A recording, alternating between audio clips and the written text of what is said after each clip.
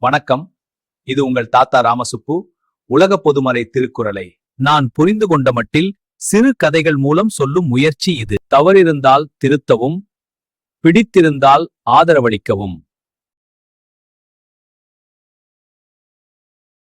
அழகிய பச்சை பசேல் என்ற இயற்கை சூழ்ந்த சிற்றூரில் கதிர்வேலன் என்ற பெரிய பண்ணையார் வாழ்ந்து வந்தார். அவர் மிகவும் செல்வந்தராக இருந்தாலும் ஊர் மக்களிடமும் தன் உறவினர்களிடமும் நெருங்கிப் பழகாமல் தனியாகவே வாழ்ந்து வந்தார்.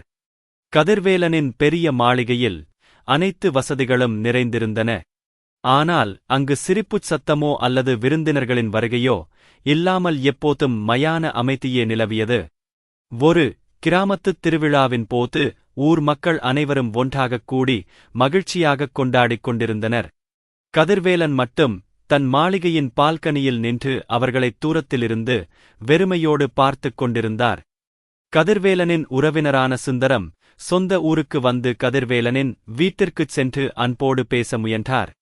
ஆனால் கதிர்வேலன் அவரிடம் கடுகடுப்பாகப் பேசி அவரை உடனடியாக அனுப்பி வைத்தார். கிராமத்து முதியவர்கள் கதிர்வேலனின் குணத்தைப் பற்றித் தெருவில் பேசி வருந்தினர். எவ்வளவு செல்வம் இருந்தாலும் சுற்றத்தாரோடு அளவளாவி வாழாத வாழ்க்கை வீண் என்று அவர்கள் பேசிக் கொண்டனர். கோடை காலம் தொடங்கியதால் ஊரில் கடுமையான வறட்சி நிலவியது. கிராமத்தில் உள்ள சிறிய கிணறுகள் மற்றும் குட்டைகள் அனைத்தும் மெல்ல மெல்ல வற்றத் தொடங்கின. ஊர் மக்கள் அனைவரும் ஒன்றிணைந்து தங்கள் சேமிப்பைப் பகிர்ந்து கொண்டு வறட்சியை எதிர்கொள்ள ஒருவருக்கொருவர் உதவி செய்து கொண்டனர். ஆனால் கதிர்வேலன் யாரிடமும் உதவி கேட்காமலும் யாருக்கும் உதவாமலும் தன் வீட்டிற்குள்ளேயே முடங்கினார். கதிர்வேலன் தன் வயலுக்கு நீர் பாய்ச்சுவதற்காக புதிய குளம் ஒன்றை வெட்ட முடிவு செய்தார்.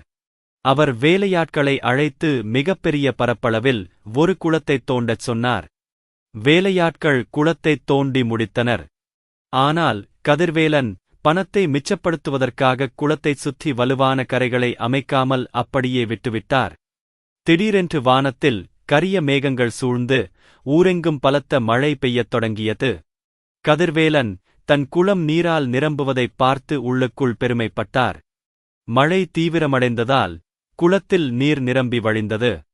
கரை இல்லாத காரணத்தால் குளத்தில் சேமிக்கப்பட்ட நீர் முழுவதும் வீணாக வெளியேறி அருகில் உள்ள தரிசு நிலங்களில் பரவியது. நீர் முழுவதும் வெளியேறியதால் வெள்ளப்பெருக்கு ஏற்பட்டு கதிர்வேலனின் விளைநிலங்கள் அனைத்தும் சேதமடைந்தன. சுற்றிலும் கரைகள் இல்லாததால் நீரையும் சேமிக்க முடியாமல் பயிர்களையும் காப்பாற்ற முடியாமல் போனது. வெள்ளத்தில் கதிர்வேலனின் மாளிகையின் ஒரு பகுதி சேதமடைந்து அவர் தனியாகத் தவித்து நின்றார். உதவிக்கு ஆள் இல்லாமல் அவர் பயத்தில் நடுங்கிக் கொண்டிருந்தார். கதிர்வேலனின் கஷ்டத்தைக் கேள்விப்பட்ட சுந்தரமும் ஊர் மக்களும் உடனடியாகச் சம்பவ இடத்திற்கு விரைந்து வந்தனர். அவர்கள் அனைவரும் ஒன்று சேர்ந்து கதிர்வேலனைப் பத்திரமாக மீட்டனர். உறவினர்களும் ஊர் மக்களும் தன் மீதான கோபத்தை மறந்து ஆபத்து காலத்தில் தமக்கு உதவியதைக் கண்டு கதிர்வேலன் கண்கலங்கினார். தன் தவறை நினைத்து அவர் மிகவும் வருந்தினார். சுந்தரம் கதிர்வேலனின் கரங்களைப் பிடித்துக்கொண்டு அன்போடு அவருக்கு ஆறுதல் கூறினார்.